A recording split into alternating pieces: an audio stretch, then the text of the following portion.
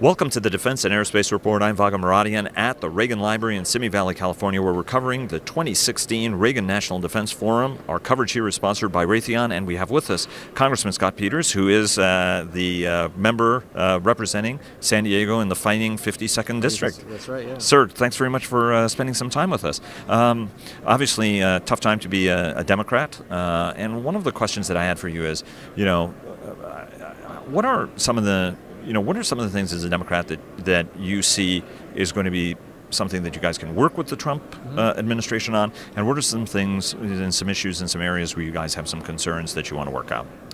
Well, in the Armed Services Committee, there's a lot of opportunity for bipartisanship. I know that a lot of my colleagues on both sides of the aisle share my concerns about readiness, the ability to respond in a timely way with the appropriate force when we're needed, where we're needed. And in some cases, the size of the force itself. So I think that those are issues that have been raised during this conference in a very thoughtful way, and I think we have a pretty good chance of addressing them. Do you think that, Lindsey Graham today talked about the difficulty with money, that he said, look, getting the money is going to be a lot tougher than people think it is. From your perspective, is he right? And what are the ways to sort of get around that in order to get the Pentagon the money they need, but also address some of the other national needs, especially if you have a president who's going to seek, a tax cut, jobs programs, Right. keep stuff in the United States? I mean, all of this has a cost to it. Well, there's a few sides to that. One is I've been in the Congress, the only time I've been in the Congress, I've been in 2 terms. So we've always had this sequester and this Budget Control Act, which everyone in the Defense Committees just thinks is insane. And it looks like we have a chance of getting rid of that, one. Two is we've been talking about a grand bargain to deal with some of the larger budget issues that we have. And if President Trump is really serious about spending all the money he's talking about spending, we ought to really be talking about the long-term ability to pay for it. And the third thing is that the national debt itself has been recognized a few times during this conference as a national security threat in itself. And so I think it's time to put all this stuff on the table and work through it. And maybe if the president-elect values himself as a deal maker. That's what he portrayed himself as, and I hope he is. He wants to make a deal about all this stuff. I know there's a lot of my colleagues on the Democratic side of the aisle that would like to work with him. San Diego's a big Navy town, big military town, but particularly a Navy town. Obviously, it looks like there's going to be a focus on more shipbuilding from the Trump administration. What shape do you want that program to take? Again, 2 elements to that. We have to, we want to, whatever the number we pick, 308, 350, however many ships we want to build, that number is not a real number unless we're doing maintenance. We're way behind on maintenance, and we'll get to the point where some of these ships who we count as a part of the number can't sail or can't fight. Then I think we have to attend to that first. And then I just think we have to not shoot just for numbers, either in the number of ships or size of the force.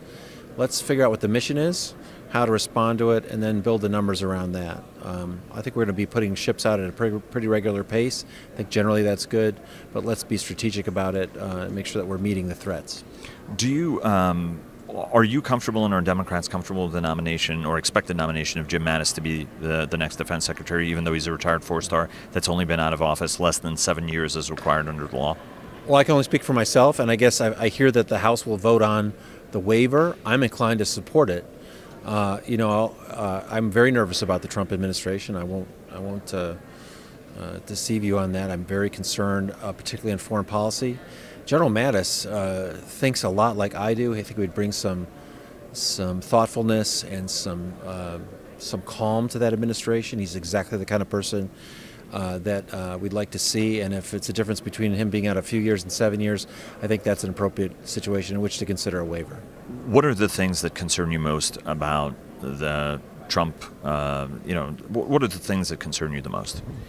Well, I feel that in foreign policy, mistakes can have very serious consequences.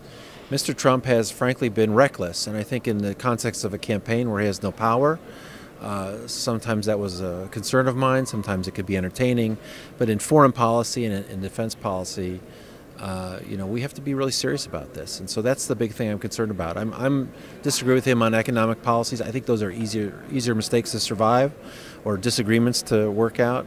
But in foreign policy, you make a mistake, you could find yourself in another Iraq or Afghanistan, and I think we want to defeat ISIS, but without being dragged into another civil war. So we have to be smart about foreign policy and disciplined about it, and that's my big concern with the incoming administration.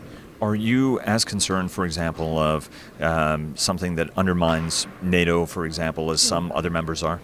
Exactly. I mean, the whole casual talk about tactical nuclear weapons, about withdrawing from NATO, phone calls with Pakistan saying it's a wonderful place to visit, and even the phone call with Taiwan. I think those are all things that deserve a little bit more care than they're getting so far. And I think General Mattis, just to come back to that point, would be the kind of person who could provide a little bit of a rudder to, undoubtedly, I think, indisputably inexperienced man when it comes to foreign policy. And last question. Do you think, are you concerned, or are Democrats concerned, that there could be a cabinet that has many more general officers in it than just one? Obviously, we've had general officers who've been national security advisor, but looking at possible generals in a lot of jobs, whether it's state, homeland security. Yeah, I don't know where Mr. Trump's coming from in terms of making his appointments. He was considering Mitt Romney, Governor Romney, as someone who would be possible to lead the State Department. That's the kind of person I think would calm a lot of people down. And I hope that if it's not him, he finds someone like that. And I don't think it's appropriate to have all military officers, although I certainly think he's, in someone like General Mattis, he's picked a good one. And would David Petraeus be a good choice from your standpoint? I think there's a lot of hair on that appointment. It just doesn't make sense to me, given what's gone on. So I think there are a lot of other candidates that would probably be preferable. Sir, thanks very much for spending time with us. Thank you, Vago. Thanks for having me.